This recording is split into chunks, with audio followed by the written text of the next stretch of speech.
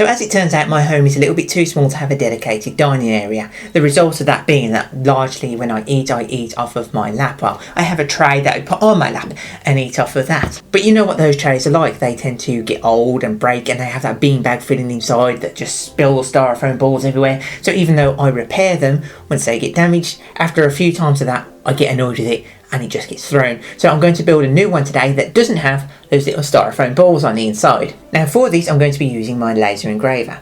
I'm still pretty new to this whole laser engraving thing, so I'm not going to give too detailed a tutorial on it. The one key thing I will say is that I wanted this to be themed around Hobbiton, because hobbits and food and, you know, they all go together. So I've got this 4K image of Hobbiton, and I'm going to convert that into a grayscale bitmap image. And when that image is uploaded and all the system kinks worked out, then it's just a case of letting the computer do its thing. And one last thing before the laser engraver starts. You see, I'm using plywood, but it's going to be plywood that's going to have one side covered. So for each piece I get 2 attempts, because if I mess it up, I can just turn the plywood over and use the other side. And no one's going to be any of the wiser, are they? Actually, one thing we do need to keep in mind is that we're using a laser on wood, and because we're using a laser on wood, there is a chance of fire, and because there is a chance of fire, it does mean that, you know, we can't wander off too far. So if you're going to be editing videos like Bridget's doing, or if you're trapped in a digital hellscape like I am, then you know, you've got to be in a position where you can keep an eye on your device. Please don't turn me off again. I'm frightened.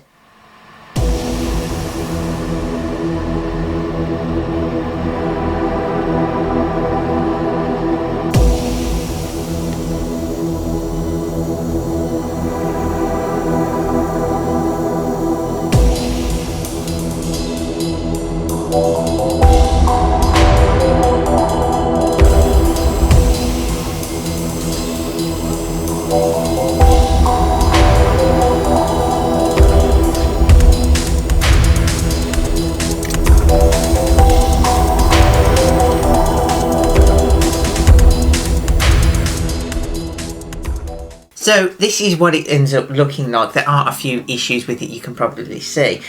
These parts down here where it looks like the thing stuttered across and left gaps. That's because, well, this one was my fault.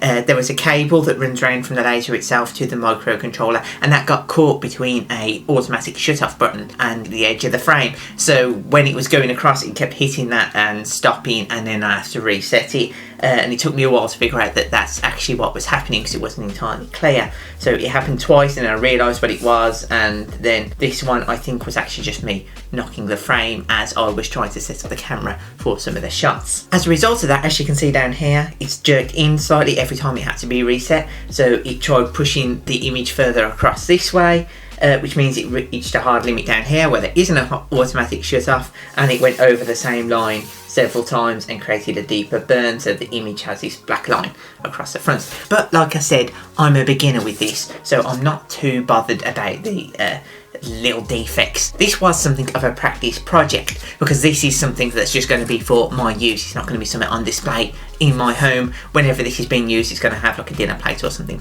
over the top. The other thing I need to consider with this is how I'm transferring the image across, because some of the finer details like this window up here didn't really come out, and yet the door there got too dark. So I think maybe next time I'll try more of a grayscale rather than doing a bitmap, and just see how that pans out. But that's why I didn't want to give too much of a tutorial on how I achieve this, because I'm very much a beginner, so I don't want to be passing on incorrect information. So now that this is done anyway, to my satisfaction, there are a couple of things that I want to do now. Firstly, I'm going to attach the part on the back, which is sort of the beanbaggy area that allows it to sit level across an uneven surface, namely my lap. Now, I'm not going to put the beanbag material stuff underneath it, because that typically is made of styrofoam, and styrofoam, firstly, it's really annoying if the material rips and it just gets everywhere, and secondly, it just sits around in the environment. It's not a very nice material.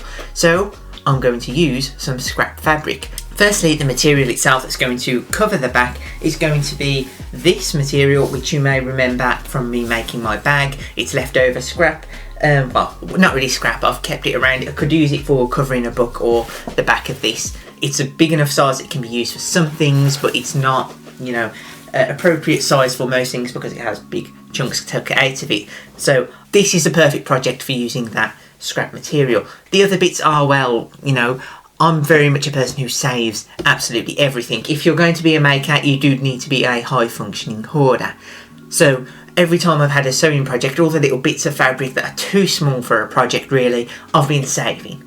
So they're in a bag, and I've got a big bag full just of little bits of fabric. So I'm going to stuff it full of that and hope that that creates sort of enough of a squishiness to the bottom so that I can place this on an uneven surface, namely my two legs, and then, you know, have it sit fairly level enough that I could put my dinner and maybe a drink on there without it spinning all over the place. So that's going to be the first step. So let's measure and cut this to size. Now I don't want anything that's exactly the same size as the tray, because if it's the same size then we're not going to be able to stuff it with very much, and I want a decent filling in there. So I need to have an overlap, firstly for basically seam allowance that I can fold in over itself so we don't get a raw edge sticking out, and then a little bit more in order to allow for a sagging underneath so that I can store material on the inside.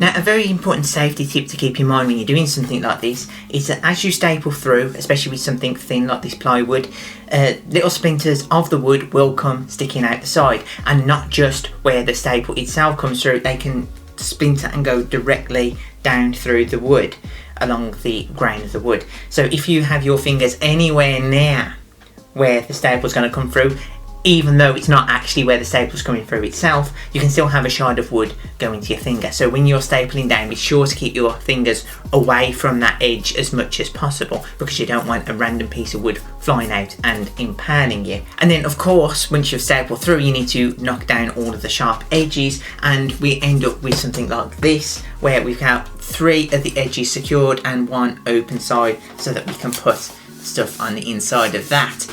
So now I'm going to grab my big bag of scrap pieces of fabric, and I'm just going to start filling that until we've got enough of a stuffing on the inside of that I can create sort of a soft layer to put across my lap.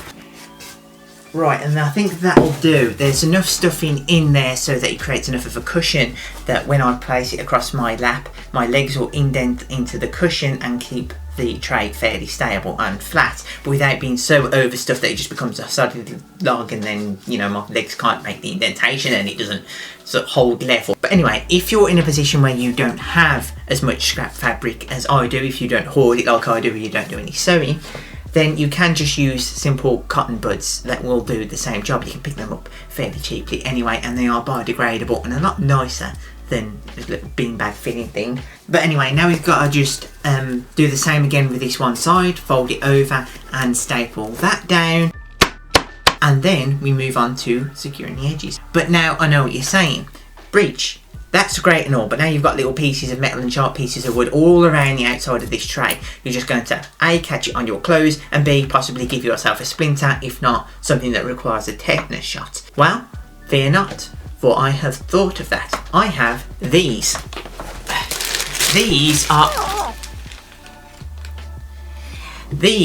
little pieces of wood. They're arch strips, I think they're called, and you can just place those along the edge. That creates a lip to the edge of the tray to prevent things rolling off if you have something like a stray pea or something from your dinner. But also it'll do the job of covering up these little sharp bits and where the metal pokes through, so we won't have to worry about catching any clothes or anything on there. Obviously the metal is on both sides, so I might want to do some on this side and then flip it over and then just do a little edge around the outside of that, just to keep it fully covered and secure.